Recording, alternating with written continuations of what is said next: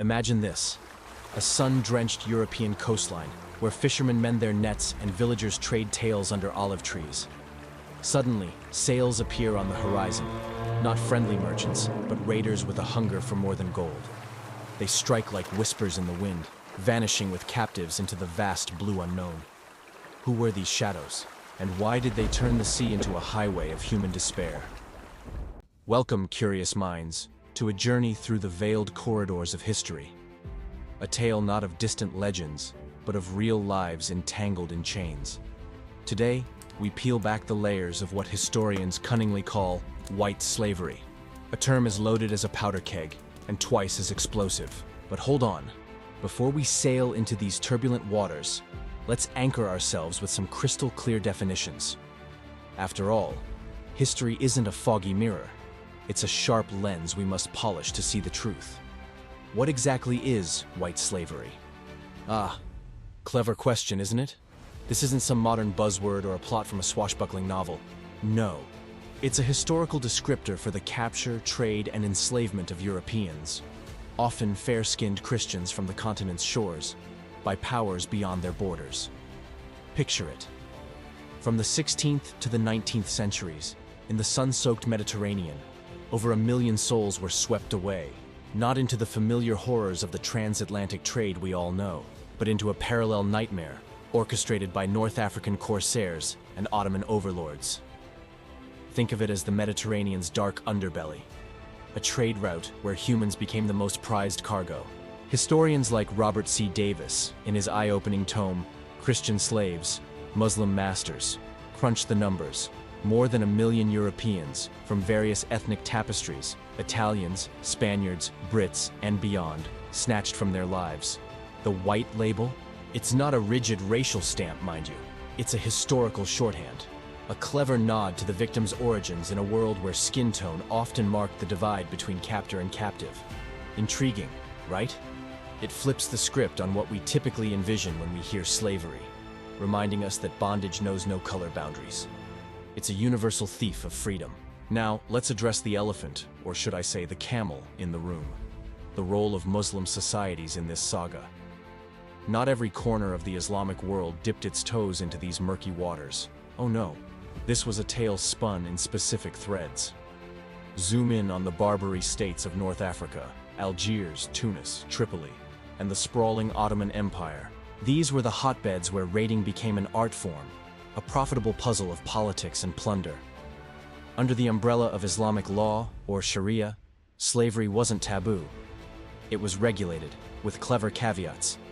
No fellow Muslims in chains, and a nudge toward eventual freedom through manumission. But here's the twist: rules, like sails in a storm, often bent under the weight of ambition. Raiders twisted them to fit their needs, turning coastal villages into hunting grounds. Clever, isn't it? How ancient practices evolved. Slavery didn't spring from thin air. It's as old as civilization itself, a shadow lurking in every empire's closet. But in the hands of these Muslim-led groups, it morphed into something systematic, a well-oiled machine of coastal raids that terrorized Europe for centuries. Why started by Muslims, you ask? Well, let's rewind the clock with a dash of intrigue. Cast your mind back to the early Islamic expansions in the 7th and 8th centuries. As caliphates stretched like ambitious vines across maps, slavery wove itself into the fabric of conquest. Captives from wars became part of the economy, a clever integration that fueled growth and guarded borders.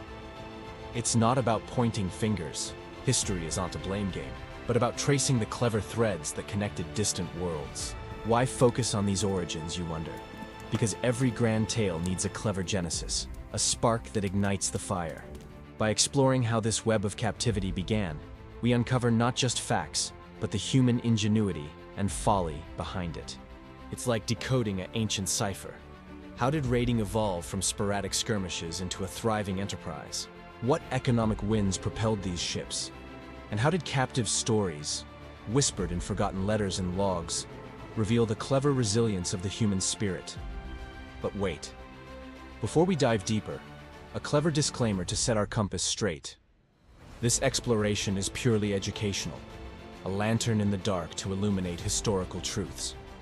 It doesn't endorse generalizations about any faith or culture. Slavery? It's a plague that has haunted every society, from east to west, ancient to, well, let's just say it's a thread that binds us all in shared lessons. Understanding these roots isn't about division. It's about fostering that rare gem, global empathy. Think of it as a clever bridge across time, connecting us to voices long silenced. So, are you ready to embark? To unravel the mysteries of white slavery's origins, where Muslims didn't invent the chain, but masterfully forged new links in its chain? Stick around. The depths await, full of unexpected turns and clever revelations. Let's turn the page together. Imagine a world where the scorching sun of the Arabian Peninsula casts long shadows over forgotten fates. Not the tales of kings and conquests you know, but the hidden chains that bound lives across empires. Welcome back to our exploration of white slavery, a term that evokes the unexpected. Europeans ensnared in distant lands. Today, we journey to the very roots, where tribal raids morphed into imperial machines. But beware, dear listener, this isn't just history. It's a clever puzzle of power, piety, and profit. How did a nomadic custom balloon into a transcontinental trade?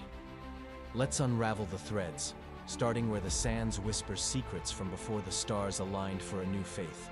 Long before the call to prayer echoed across the dunes, slavery was no stranger to these arid lands. Picture the pre-Islamic Arabian Peninsula, a mosaic of fierce tribes locked in eternal feuds. Raids, or ghaz as they were known, weren't mere skirmishes.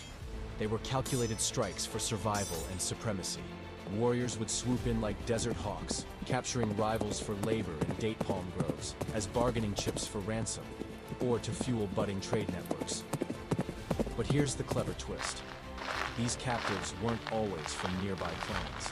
Influences seeped in from mighty neighbors, the Byzantine Empire to the north, with its fair-skinned legions, and the Sassanid Persians to the east, masters of vast slave markets. Lighter-skinned individuals from Byzantine frontiers often found themselves dragged south, their fates intertwined with the whims of tribal chieftains. Envision a Byzantine merchant, his caravan ambushed at a watering hole, suddenly reduced to toiling under a foreign sky, exotic prizes in a game of power. This wasn't innovation, it was inheritance. Slavery pulsed through ancient veins, from Egyptian pharaohs to Roman gladiators. Yet in Arabia, it carried a raw, personal edge. No grand colosseums, just the intimate cruelty of kin against kin. As we transition to the dawn of Islam, ask yourself, could a new revelation reshape this age-old practice, or merely refine its edges? Enter the year 570 CE, in the bustling trade hub of Mecca, where a child named Muhammad is born into a world already shackled by tradition. Slavery? Normalized, like the air one breathes. Fast forward to 622 AD, the Hijra, the Great Migration to Medina, birthing the Islamic calendar. Here, amid early skirmishes like the Battle of Badr in 624 CE, the seeds of change and continuity take root. Islam didn't shatter the chains, it sought to humanize them. Sacred texts like the Quran urged kindness. Feed your captives as you feed your family, clothe them as your own. Freeing a slave became a path to divine favor, a clever incentive woven into faith. Yet warfare's harsh arithmetic prevailed. Non-Muslims captured in battle could face enslavement unless they converted or paid tribute. A pragmatic rule in an era of expansion. Picture this vignette.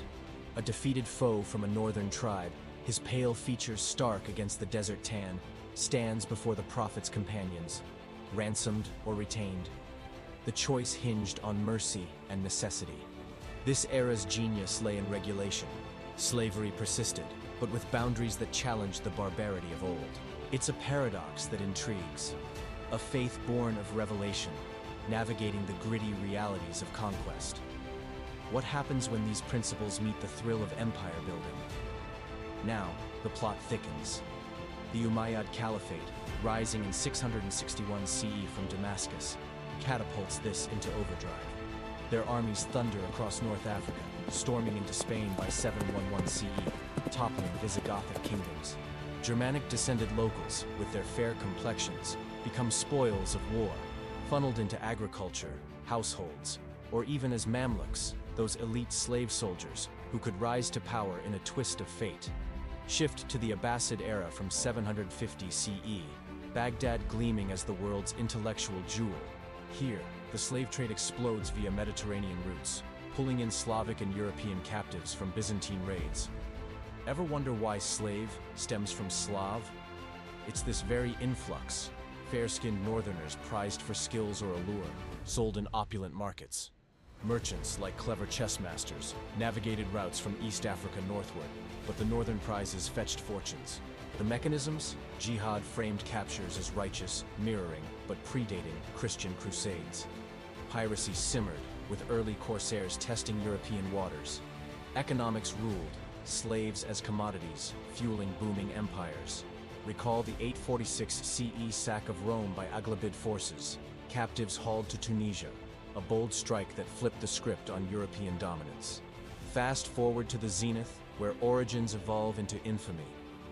The Barbary states, Algiers, Tunis, Tripoli, under Ottoman shadow from the 16th century, mastermind piracy's golden age. Corsairs, those seafaring rogues, raid as far as Iceland in 1627, snatching over 1 million white Europeans for galleys, labor, or secluded harems. It's a geopolitical chess game, retaliation against European incursions, justified by rivalry, amplified by profit. Meanwhile, the Ottoman Empire, post-1453 fall of Constantinople, devours the Balkans. The Devshirme system, a devious draft, plucks Christian boys, molds them into janissaries. Slavs, Greeks, fair Europeans, all ensnared in this institutionalized net. Spotlight on a survivor, Miguel de Cervantes, captured in 1575, endures 5 years in Algiers. His writings? A clever mirror to the soul-crushing reality. In every corner, chains rattle, he might whisper, humanizing the statistics. This peak, born from earlier sparks, warfare, economics, and bold raids, rafting a legacy of entangled destinies. We've traced the origins from tribal sparks to imperial flames. But what fueled these fires across centuries? Join us next as we delve deeper, perhaps into personal stories or economic undercurrents. The shadows lengthen, the intrigue deepens. Now imagine a world where the chains of fate bind not just bodies, but entire empires. Where the capture of one soul sparks a cascade of transformations that reshape societies, economies, and the very fabric of human interaction. Welcome back to our journey through the shadowed annals of white slavery, where European captives became unwitting architects of change in Muslim-dominated realms. Today, we unravel the broader impacts and consequences, peeling back layers to reveal how this hidden trade didn't just steal lives, it forged new worlds, blurred cultural lines, and ignited responses that echoed across continents. Buckle up, dear explorer. This isn't just history. It's a clever web of cause and effect, where suffering birthed innovation and captivity cradled unexpected alliances. Let's start with the economic undercurrents, those invisible currents that powered vast empires. Picture this: enslaved Europeans, hailing from the rugged coasts of Italy to the misty shores of England, weren't mere prisoners. They were fuel for burgeoning economies. In the bustling heart of Algiers, these captives toiled under the sun, constructing grand infrastructures that still stand as testaments to their sweat. Mosques with soaring minarets, fortified walls that defied sieges, and intricate irrigation systems that turned arid lands into oases, all born from the labor of those deemed infidels. But here's the clever twist. This wasn't one-sided exploitation. The influx of skilled workers from diverse backgrounds infused Muslim societies with fresh ideas. Think blacksmiths from Spain introducing novel forging techniques, or sailors from Scandinavia sharing navigational secrets that enhanced pirate fleets. Economically, it was a double-edged sword. Empires swelled with wealth from ransoms and labor, yet the constant need for captives fueled endless raids, creating a volatile cycle of boom and peril. Pros? In this historical chess game, slavery occasionally offered a ladder of social mobility. Take the Mamluks, those elite warrior slaves who rose from chains to command armies and even thrones in places like Egypt. A captured boy from the Caucasus could become a sultan, his chains morphing into crowns through cunning and combat. It's a paradoxical advantage, where the system rewarded talent over birthright, allowing some to climb hierarchies that rigid European societies might have denied. But cons abound. Oh, the disadvantages. The immense suffering. Families torn asunder, with letters of despair smuggled across seas, pleading for ransoms that bankrupted kin.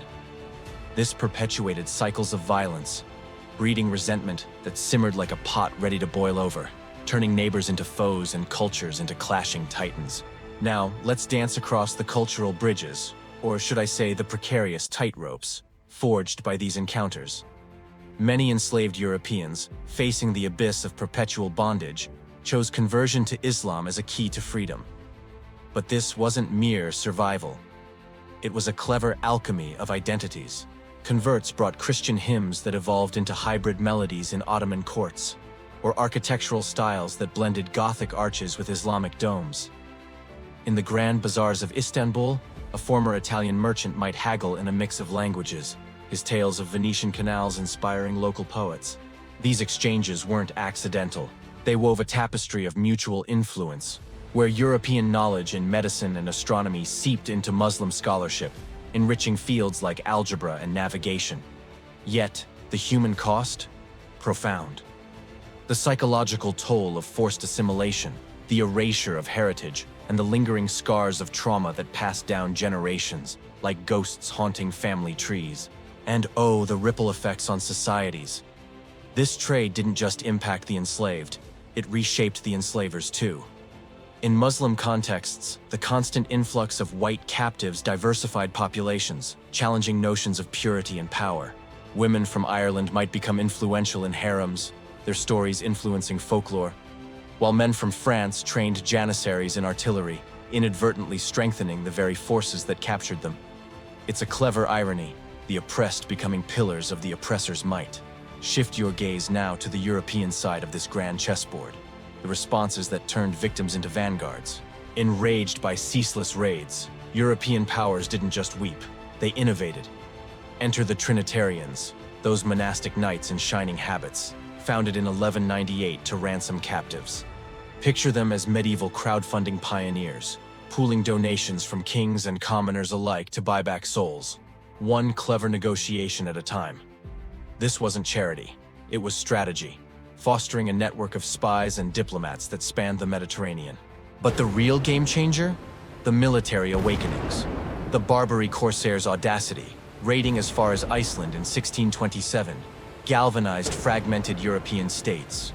Fleets that were once splintered grew into unified armadas, with innovations like faster galleys and cannon upgrades born from the necessity of defense. Take the United States' fledgling navy, forged in the fires of the Barbary Wars, where a young nation flexed its muscles against pirate strongholds. These conflicts weren't mere battles. They were catalysts, transforming ragtag ships into formidable forces that would later patrol global waters. Societally, the impacts were a whirlwind. Literature burst forth with tales of captivity. Think Daniel Defoe's inspirations for Robinson Crusoe, drawing from real survivors' yarns. Art captured the drama. Paintings of tearful reunions or defiant escapes, romanticizing the horror while vilifying the other. This bred unity among disparate Europeans, Italians allying with Brits, Spaniards with Dutch, against a common shadow. It's a clever forge of identity, from division to tentative coalitions, laying invisible foundations for future international bonds. But disadvantages lurked, the perpetuation of stereotypes, fueling crusader mentalities that deepen divides, and the economic drain of constant vigilance, where resources funneled into wars instead of wonders. As we trace these threads, ask yourself, how did the chains of a few entangle the destinies of many? The broader impacts of white slavery reveal a world in flux, economies bloated yet brittle, cultures enriched yet scarred, and responses that birthed heroes from heartache. It's a reminder that history isn't linear. It's a labyrinth of consequences, where every capture sowed seeds of change. Stay tuned, for the story deepens.